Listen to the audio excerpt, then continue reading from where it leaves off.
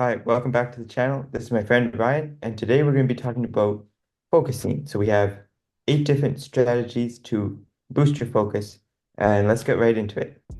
So for first strategy is to focus on one task. Now, a lot of people say that multitasking is boosting your productivity because you're getting multiple things done. It depends what you're actually multitasking with, I guess. For instance, I multitask by listening to podcasts or audiobooks while I do other things, dishes, right? But if you think about that, I don't need like a ton of focus for dishes. It's not like I'm studying or something. So I can focus on the podcast instead.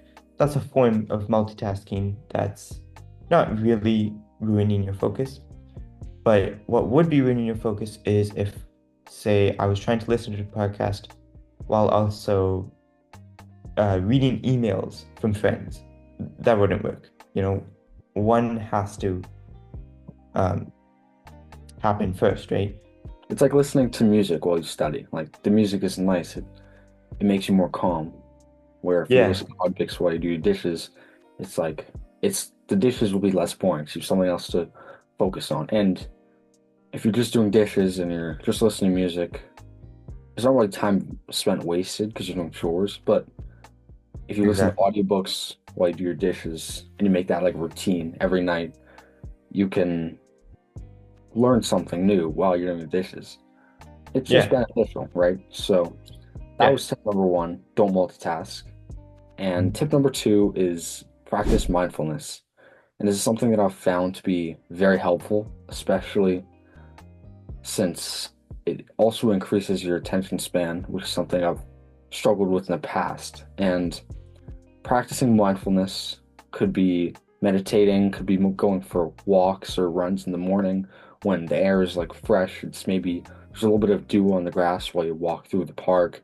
It's really nice. I'm not gonna lie.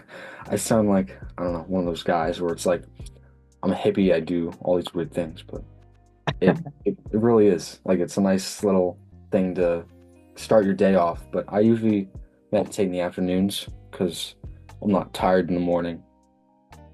Because I get up at like 5:45 every morning. So if I do it then, I'll just fall right back to sleep. And if I do Yeah, it kind of later at night, I will also fall asleep. So I yeah, usually do it in the afternoons. Maybe sometimes I'll go outside on our little patio furniture and just sit there, the umbrella up. It's sunny. It's perfect. But I've Mhm. had it really, I've like felt the impact of just sitting with my thoughts, and especially now with social media, video games, all this noise going on in your brain, to just sit there, focus on your breath, and just breathe calmly. It just helps your brain kind of process all the information you've been putting in, all your inputs. It helps a lot. I really find it to, I enjoy it too. One of the ways it's like a different type of meditation, but it's good to just think, right? So I go for a lot of bike rides, and I recently went for a bike ride that lasted like 2 hours. And I see a lot of people like biking or running and they have headphones, which is fine, especially for running. I mean, I've never run without headphones, honestly.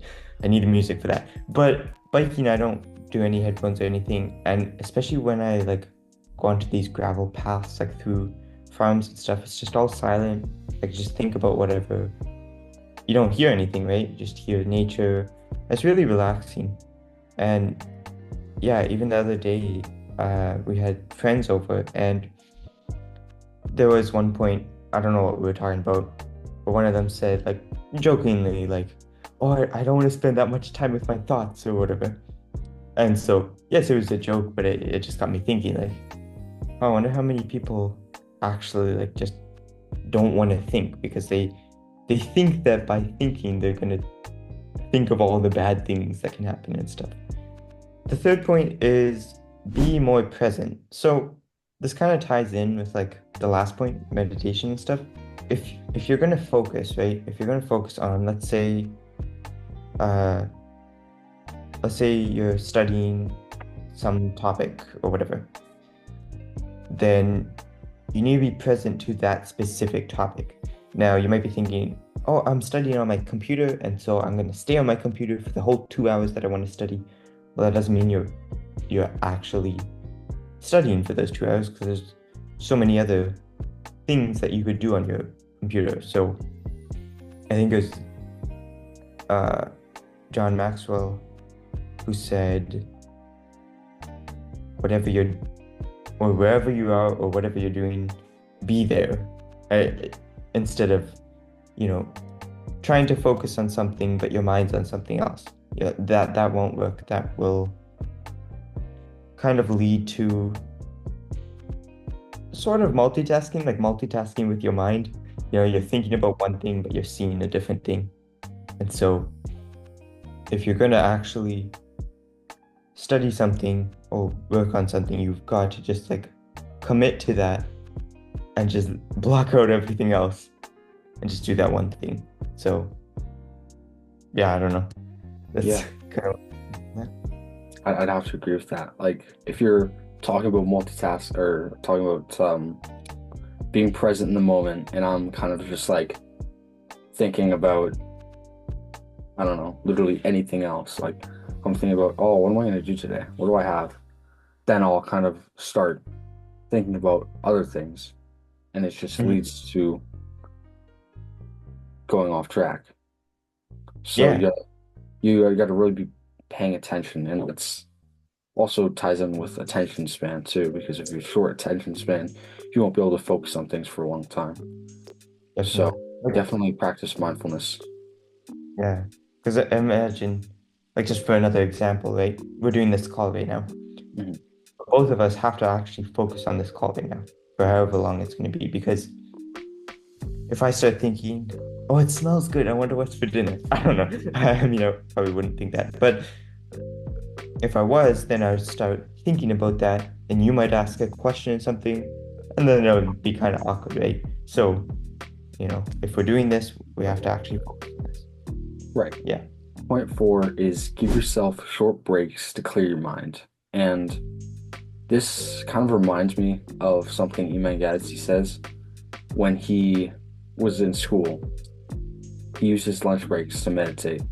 And he said because it was the perfect time for him to meditate. He said the emotional reason that he justified it with was because in the mornings when he was getting ready for school, he would find himself too tired to meditate. And in the evenings when he got home, he was kind of doing work stuff, so he had to focus on that. So lunchtime was like the perfect time for him. And kids used to make fun of him for it. But giving yourself short breaks to really just clear your mind and kind of think about everything that you've learned from whatever it was you were doing before that, it could really help, right? Yeah. And short breaks are also good because if you don't give yourself breaks, you could get burnt out, right? So there's that to factor in as well. Yeah, definitely. And a really popular technique for this is oh, what's it called? The Pomodoro technique, I think. So it's like where you set a timer. There's plenty of these timers. I mean, you can look them up on YouTube and you can just have it playing in the background, music or no music, whatever. But it's basically there's all different times. The popular ones are like 25 minutes work and 5 minutes break, or 50 minutes work and 10 minutes break. I do 75 minutes of work and then 15 minutes break. I just find that really helps. And it's just, yeah, it's really nice to look forward to that break. And You've kind of earned it, right? yeah, yeah, and just go walk around, do whatever.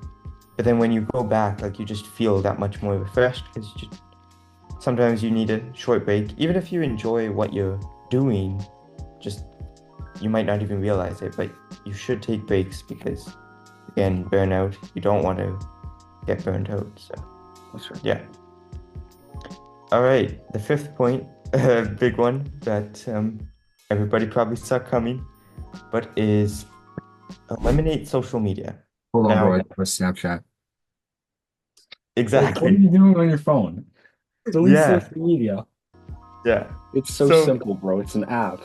if you really think about it, what are the actual benefits you're getting from social media? I mean, shorter attention span, some friends who aren't really friends, they're just like online friends. Mm.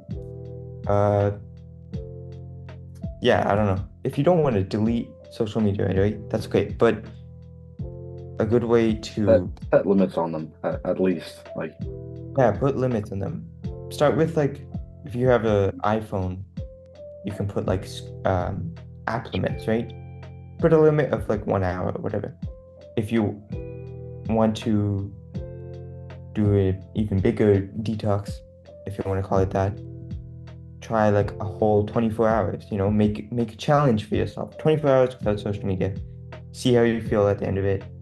And there's probably two ways you could feel. One way would be like, I'm definitely never doing that again. I need to go back onto social media. Unfortunately for that person, your attention span is just gonna get shorter. But whatever.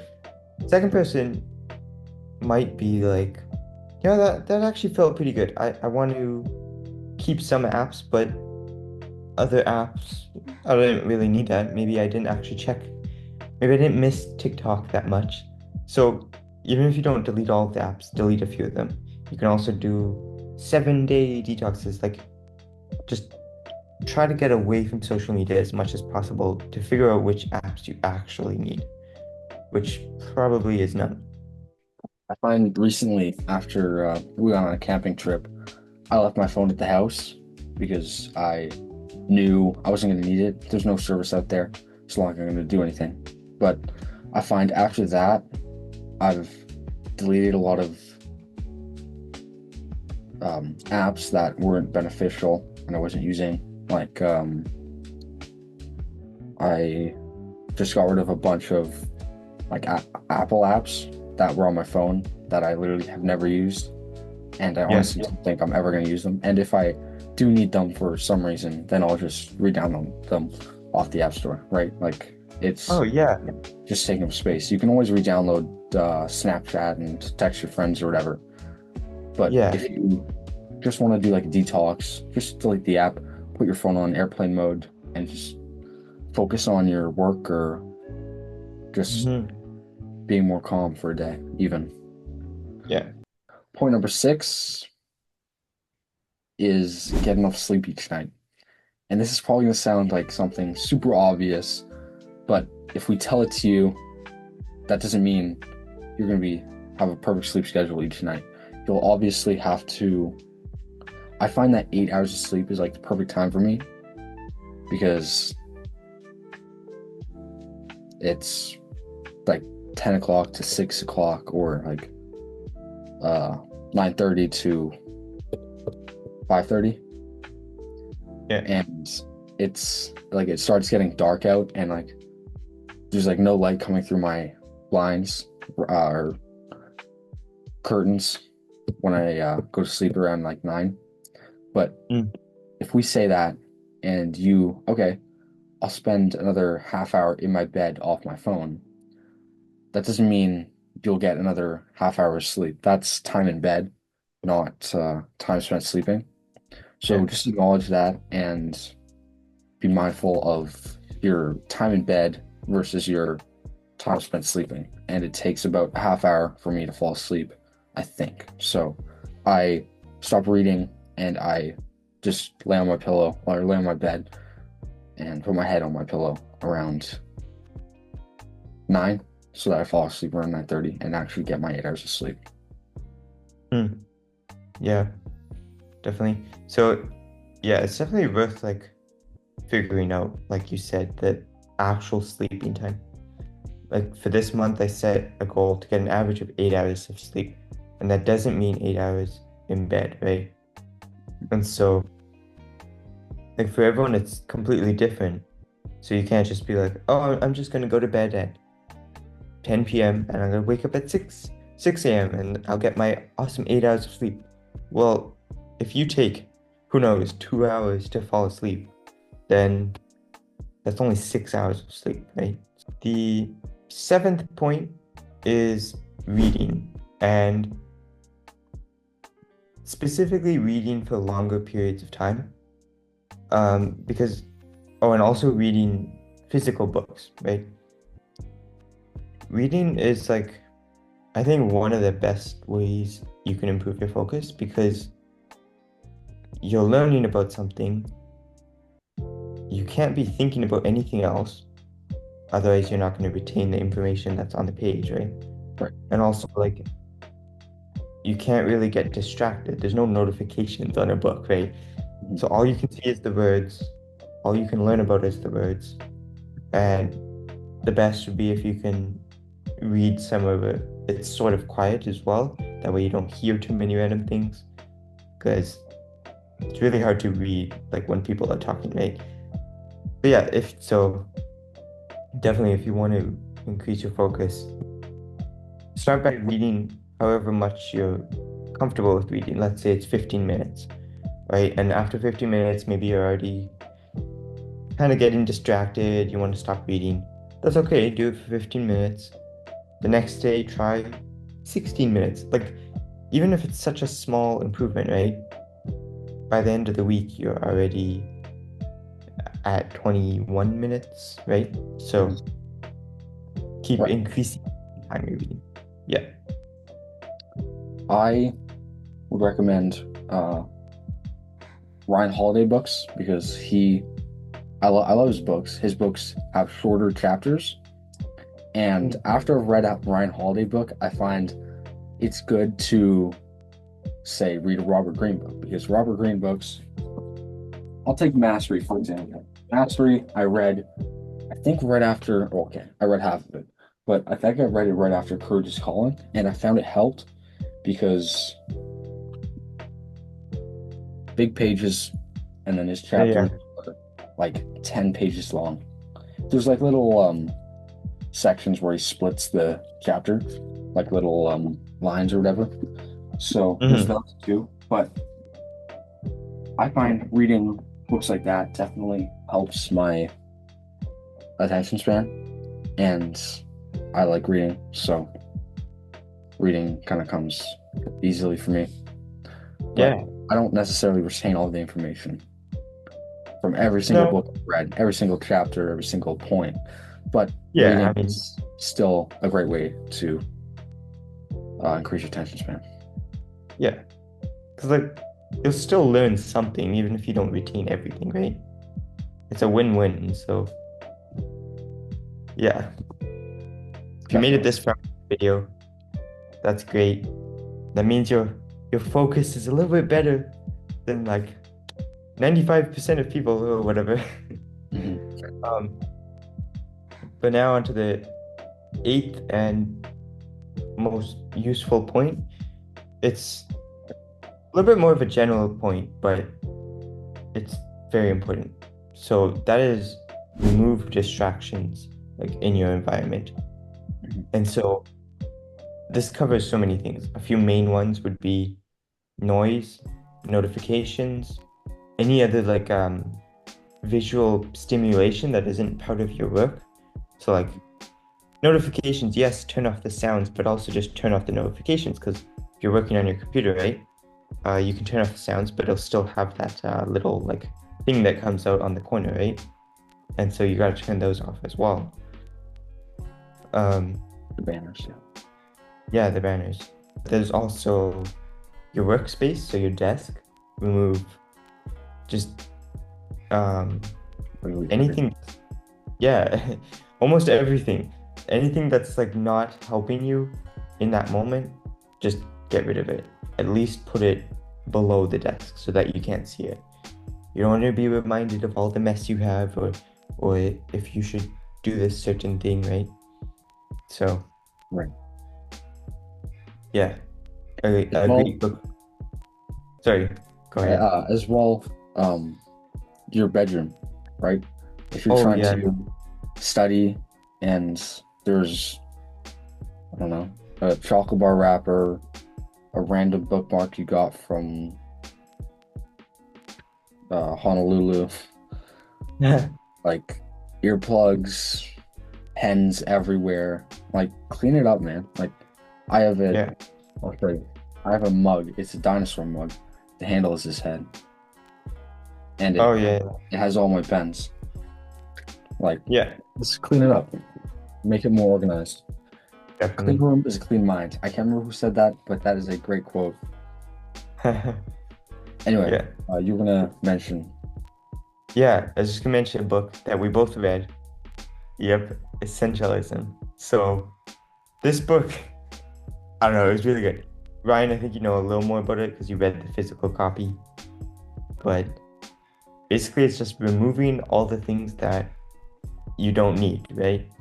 And there's so many different ways you can do that. But you'll be surprised at how many things you've just had for so long and you never use it, right? So, yeah. Yeah, the book is split into four parts: essence, explore, eliminate, and execute. And he talks about the book is titled Essentialism: The Disciplined Pursuit of Less. It's by Greg McCohen. I'll put a link down below if you guys want to go get the book, which I highly, highly recommend you do. It's just so good because I even have a here. I'm gonna turn off this little thing here, immersive view. I'm gonna switch to whoops, not speaker, gallery view rather, so you can kind of see. Sure. But right here, if you can see it, you can see that. Oh, yeah. This is literally from the book, and it's how the non-essentialist spends their energy on lots of things. And if you spend your energy on lots of things, you won't get great at one particular thing. You'll be like a jack of all trades that knows a little bit of everything. Versus if you spend your time all on one thing, as the essentialist does, you'll literally be the best person at that thing. And that's kind of a summary of it. I have it up there because I think it's so, I mean, it's kind of vital for me to have up there. Yeah. Because sometimes I get distracted, right? I mean, we all do. So Yeah. it's a good thing to have up there. But yeah, definitely go check out that book. And I think that's all I have to say. Yeah. And I think that's it for this video. So if you stuck around, good job. That actually increased your focus. Go check out Ryan's channel. Like and subscribe for more content like this. We've done 3 collaborations. This is our 3rd one. Yeah. I love talking to this guy. He's awesome. And thanks for watching. Really appreciate it. We hope you continue along this journey.